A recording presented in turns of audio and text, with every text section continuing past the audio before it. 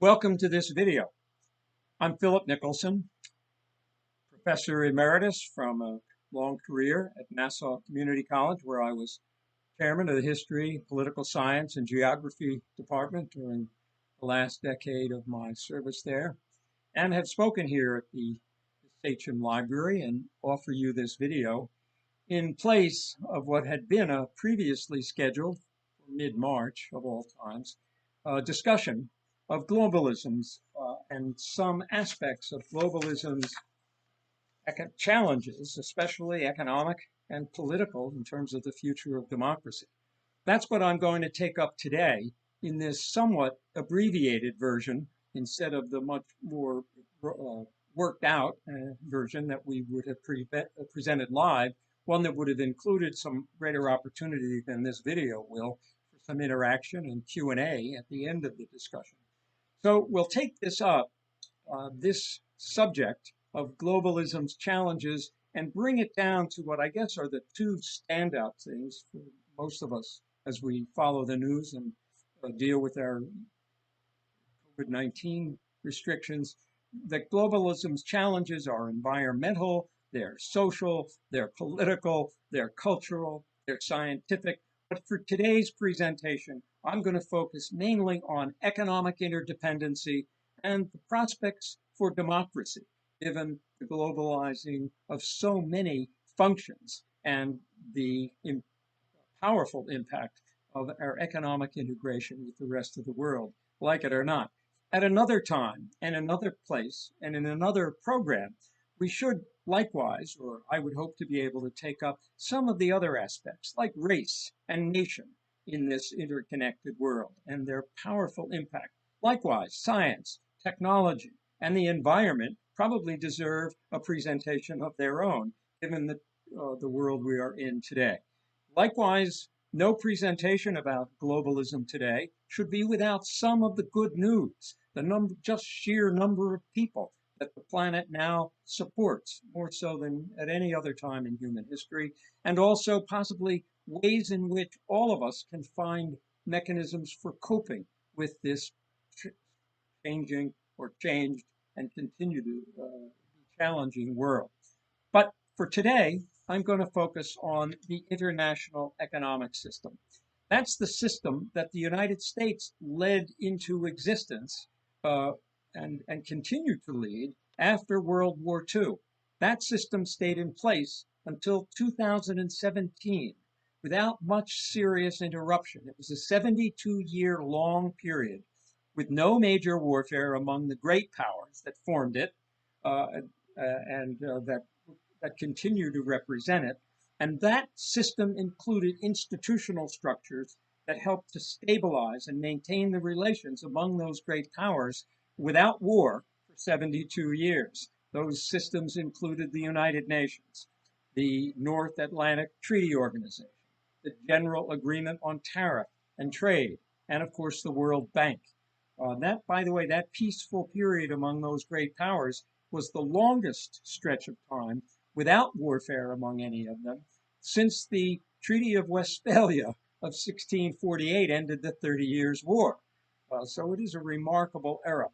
The phrase that best represented that economic program and that kind of world that we were in was called a free world, and trade was called free trade as tariff barriers tended to fall away, trade restrictions tended to diminish, greater internationalization of manufacturing and marketing standards replaced more strictly national policies. Now, that also included the creation of trade associations such as the European Union became, and the North American Free Trade Association, NAFTA, as we call it. That represented really that era represented the final achievement of what was laid out as open door goals by the Secretary of State, John Hay, back in 1899, right after the Spanish-American War, or could even be said to be the fulfillment of George Washington's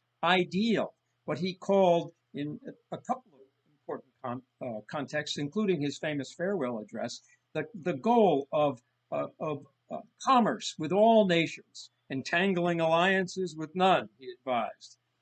Sizing standardization uh, came along. Electrical safety came along. Content universalism came along.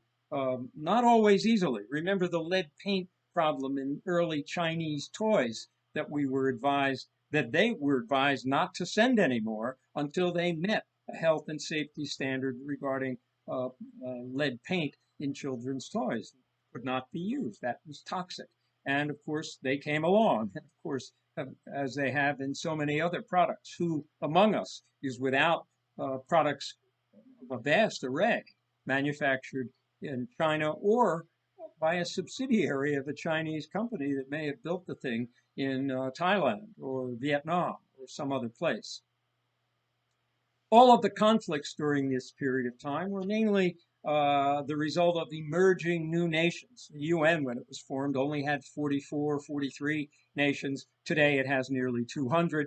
The conflicts came during that 72-year period as new boundaries were set, as new nations emerged, as civil internal conflicts came about among various groups. Some of that isn't over yet. There are 30 million Kurds living in 3 or 4 different countries without a nation state.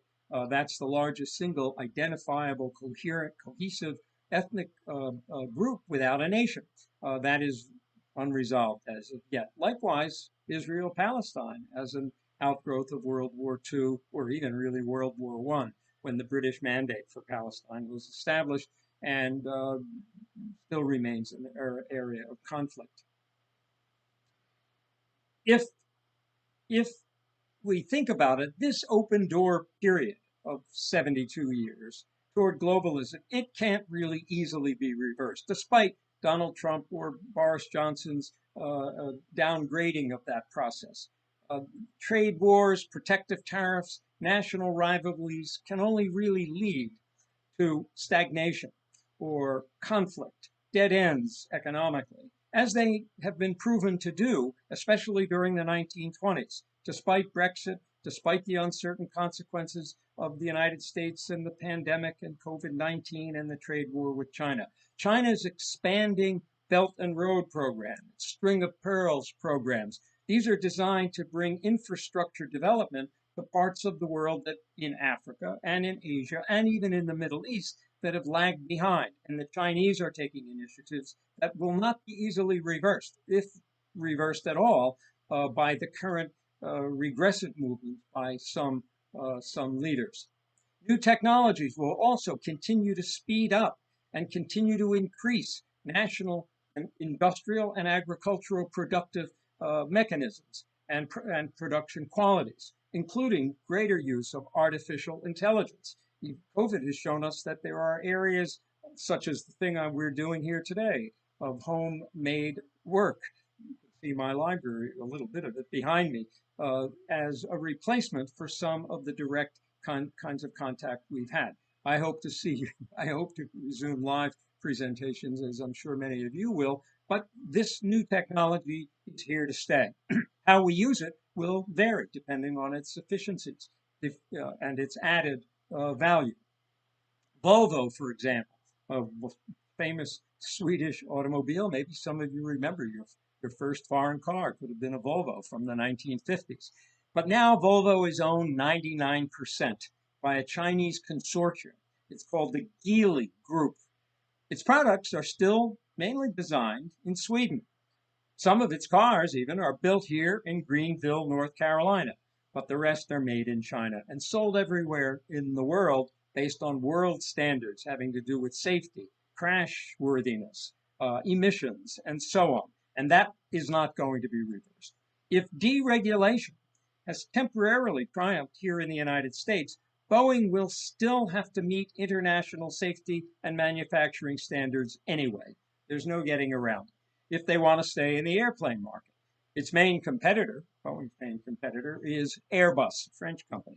They just passed Boeing this spring of 2020 to become the largest airplane manufacturer in the world.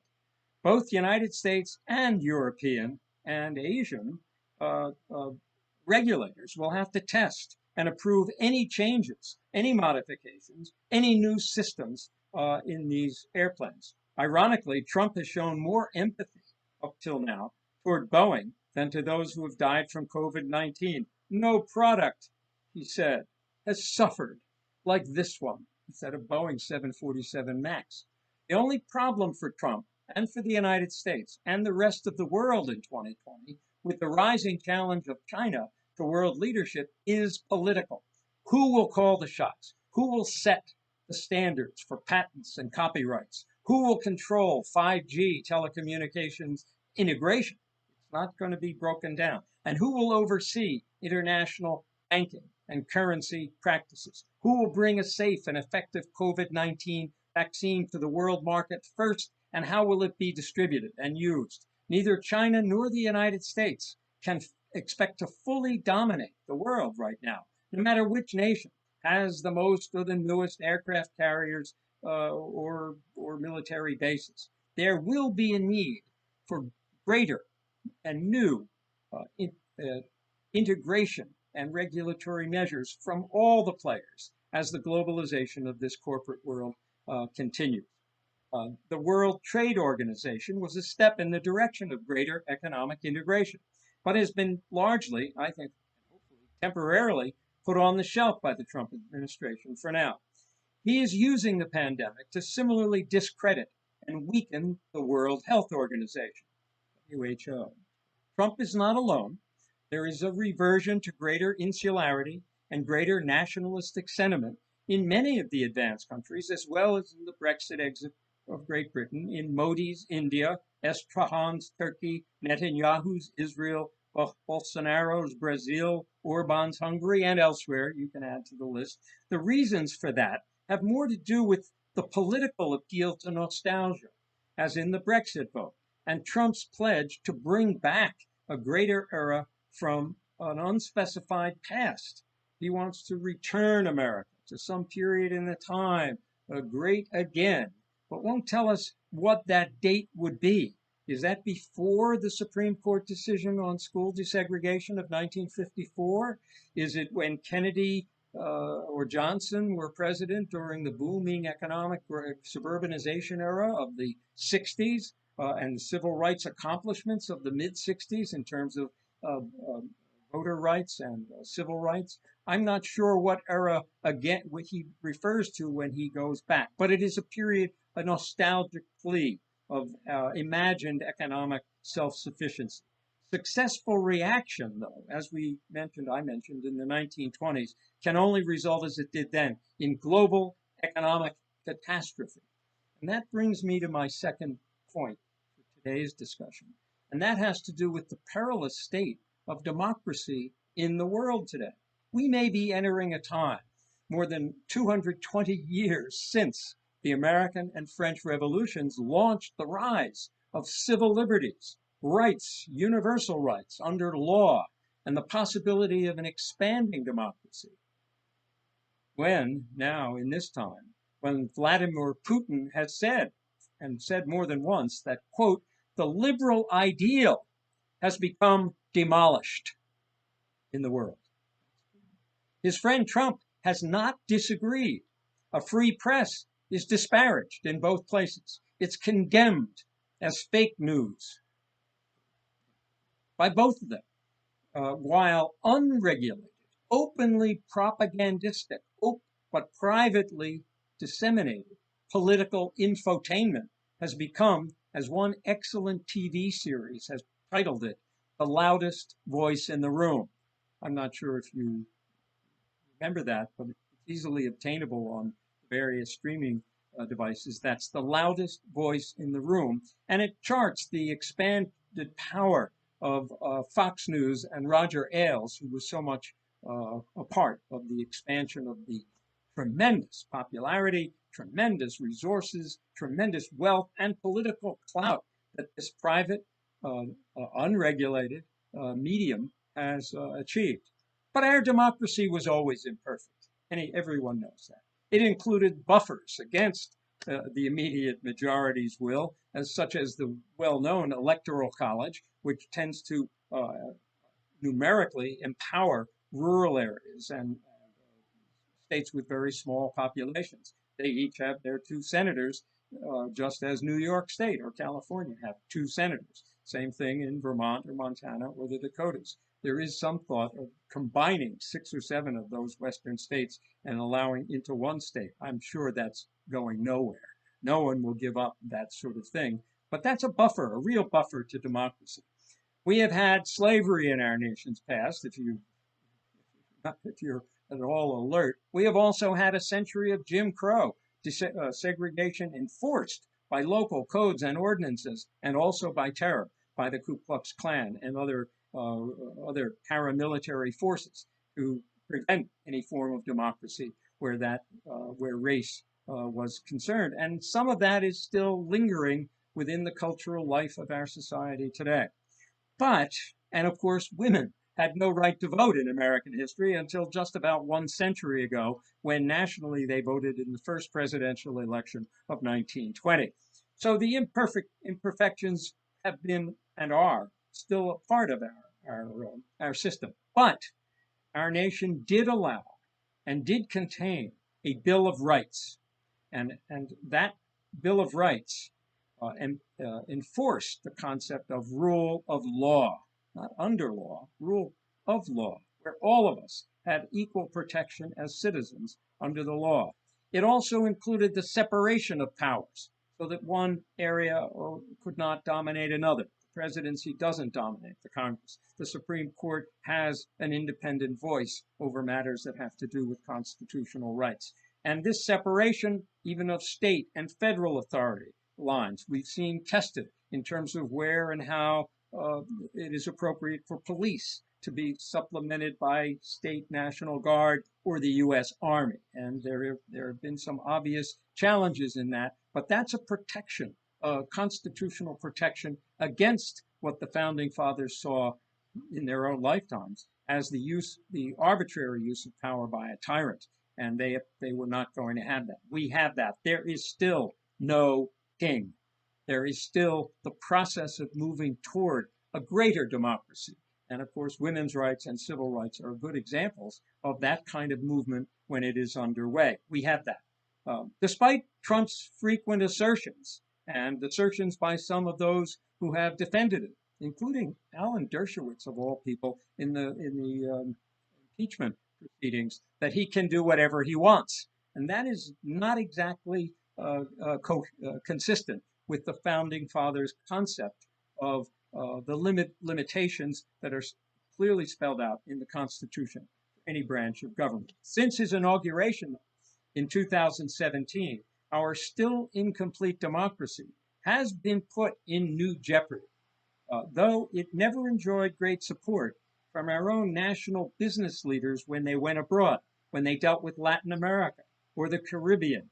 They liked banana republics. They liked small-time dictators. They seemed to prefer those kinds of governments, even in elections in Italy and France after World War II, when the left was rising because the conservative and business community tended to favor Mussolini and Hitler and even some of their own fascist ideas, which crushed labor movements, crushed unions, and established real power for those who were already members of the elite. And so the rising left had to be buffered or pushed or put aside somewhat secretly by the United States and its CIA after World War II.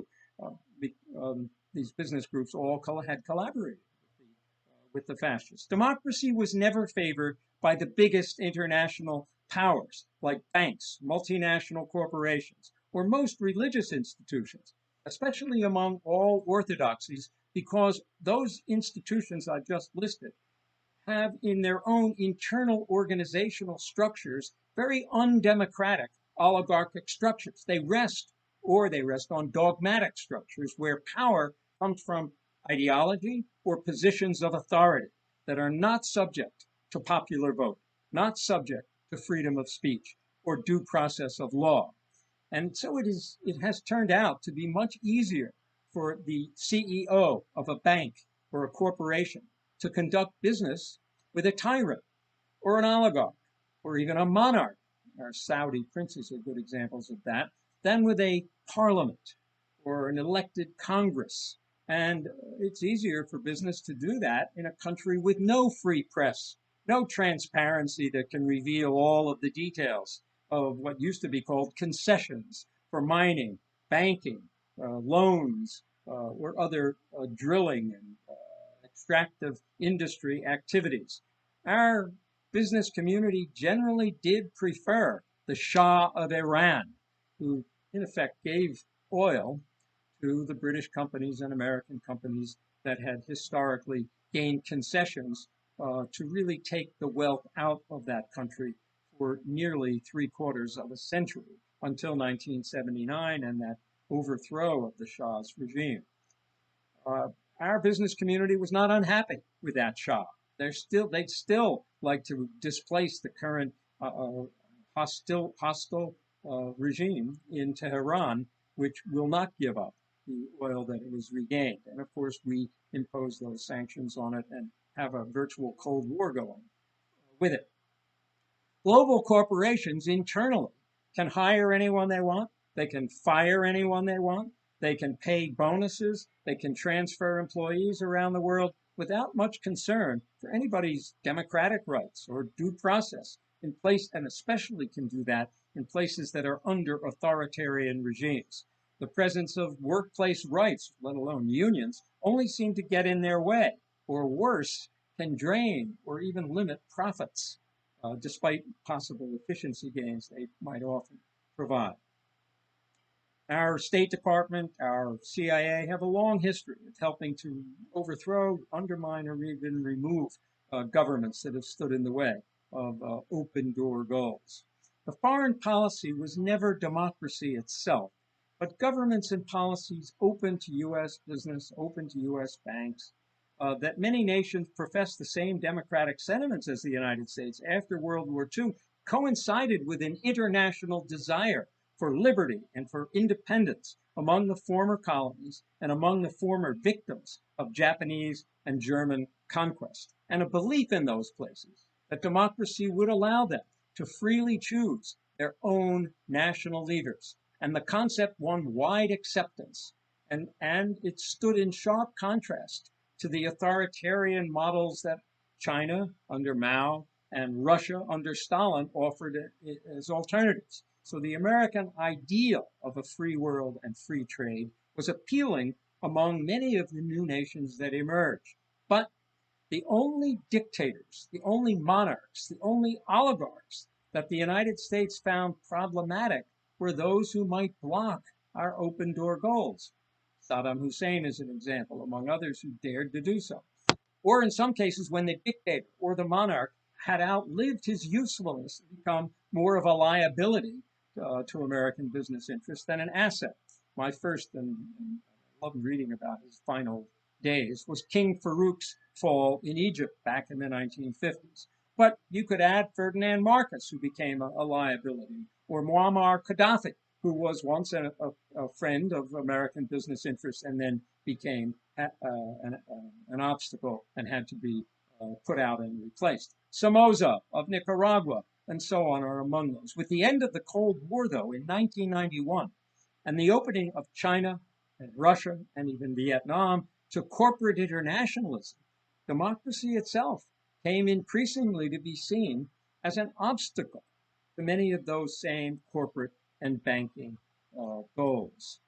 In the United States, in the last 40 years, since about 1980, and in Great Britain, in Hungary, Poland, Turkey, Brazil, India, the countries I just mentioned, and elsewhere, democracy has actually failed to improve the well-being, the material well-being, the income, the living conditions. Life expectancy has not improved significantly. In fact, it's fallen off for most of these people. And in all of those places, blame is deliberately directed downward toward immigrants, religious or ethnic or national minorities by authoritarian leaders and would-be oligarchs who only really seek the power to deal with multinational banks, multinational corporations, and perhaps personally join the ranks of billionaires themselves. There are plenty of models for that kind of behavior, plenty of, besides Imelda Marcos' shoe collection. Hence, democracy in 2020, right now, is on the defensive. or in these countries that I've listed, maybe even in our own, seems on the decline in places where it once had its greatest claim and was its greatest stronghold. Could Putin be right? Well, easy answer for an academic person to questions like that, it's not an easy question, obviously, is to go to the books. And there is literally a plethora, flood of new books on the problem of democracy. Authors generally agree that democracy is in trouble.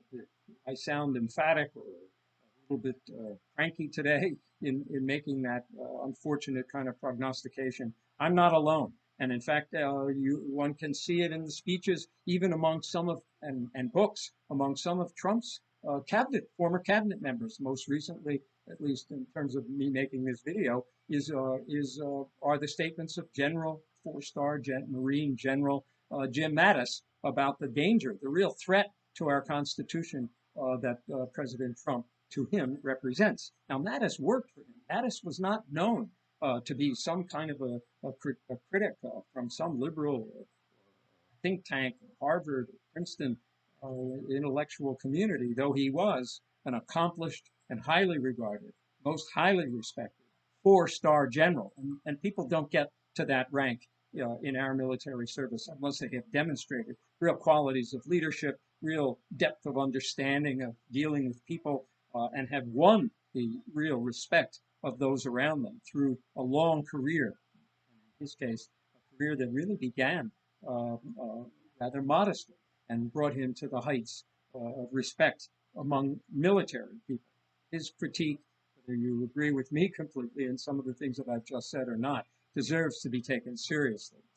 The books they're not hard to find. One book, your library, I'm sure that the Sachem Library has, and one that has gotten a lot of attention since 2017 is Nancy MacLean's book, Democracy in Chains: The Deep History of the Radical Right's Stealth Plan for America. She's a Duke University professor, and the book was the winner of several prestigious awards, a finalist for the National Book Award when it came out in 2017. She charts the very deliberate, very relentless, very consistent campaign to reverse the democratic gains of the New Deal and the Civil Rights era by this coherent rights attempt to mobilize and finance opposition to all of those things, both covertly, secretly, and overtly through foundations, grants, and so on. I think her book is one of the best, but none of the books that have been mentioned, including hers, offer much of a solution. They agree, though, that an enduring and mass movement, perhaps represented or captured in some of the spirit of the police reform movement that's now underway this late spring and early summer of 2020, would move in that direction. The most serious of these books is by the French economic scholar Thomas Piketty. You may have heard of his first book, Capital in the 21st Century. His new book is called Capital and Ideology, and it addresses in over 1,000 pages the question of inequality, that is, the growing concentration of wealth by the tiniest pinpoint, almost 1/10 of 1% of those at the top of the pyramid, and the stagnation for the more than bottom half of the population over the past 40 years. His Democracy and Ideology is very comprehensive in its use of data, statistical argument. I think there is really no gainsaying. This is a definitive, monumental kind of work. But none of them, and Piketty even takes up this inequality in India and Brazil, in Europe, throughout the peripheral regions of the old empire, Australia, Canada, and so on. None, including Nancy MacLean, offer much of an analysis of where this oligarchic concentration of power came from, nor what may have preceded or set the pieces in place for its emergence. I think that MacLean does start in the 1954 Supreme Court decision for desegregation of public life and public schools, particularly in that case, but it would spread to the public sector.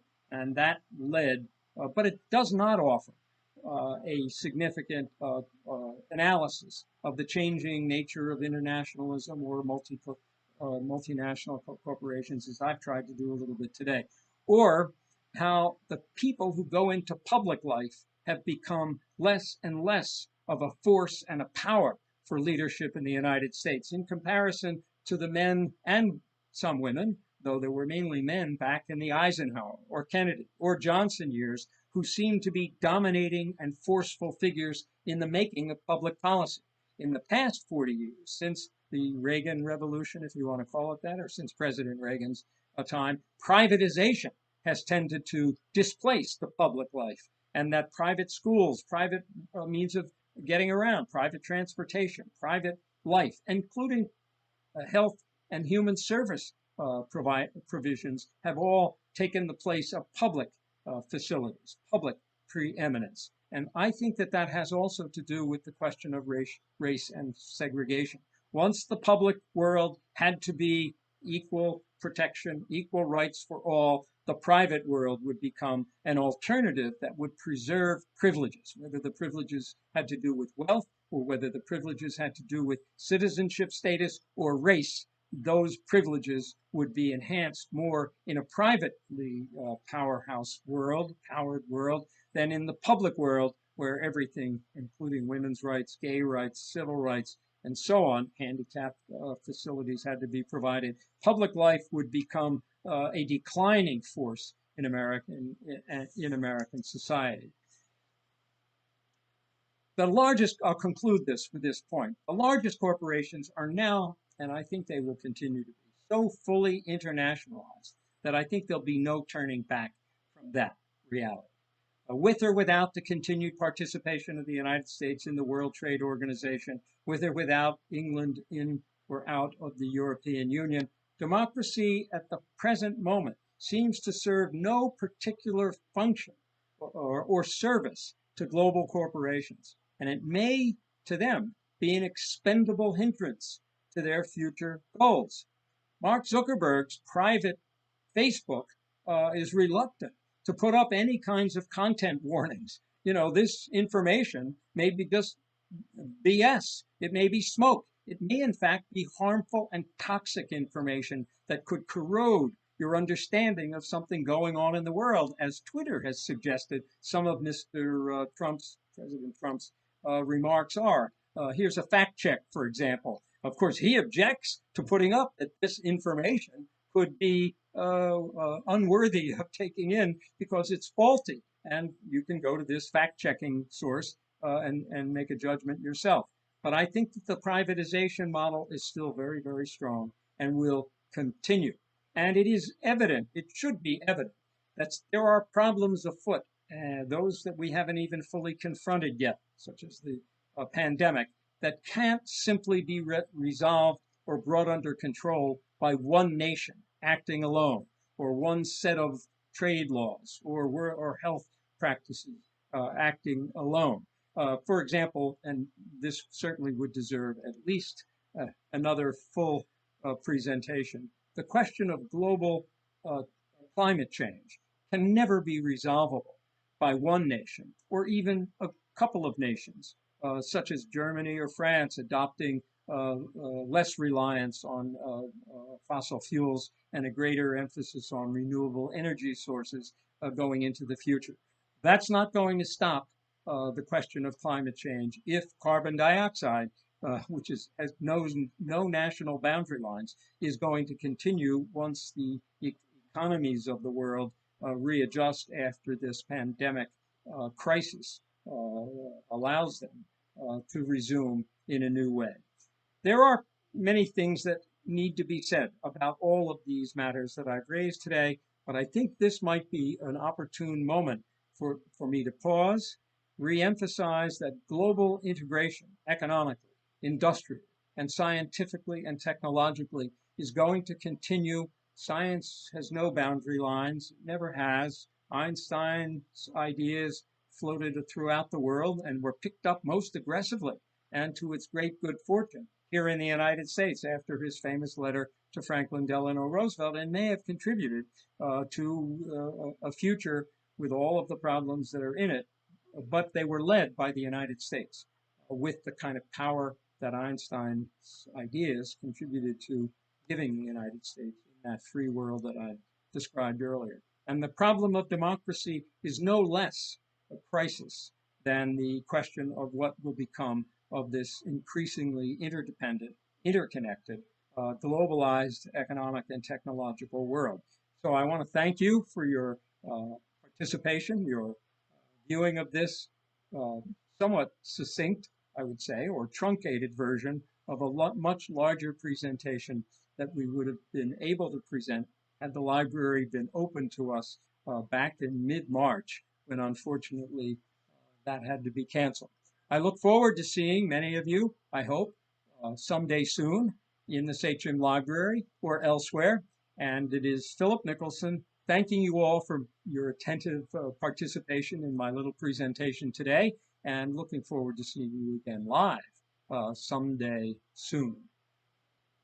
Bye-bye.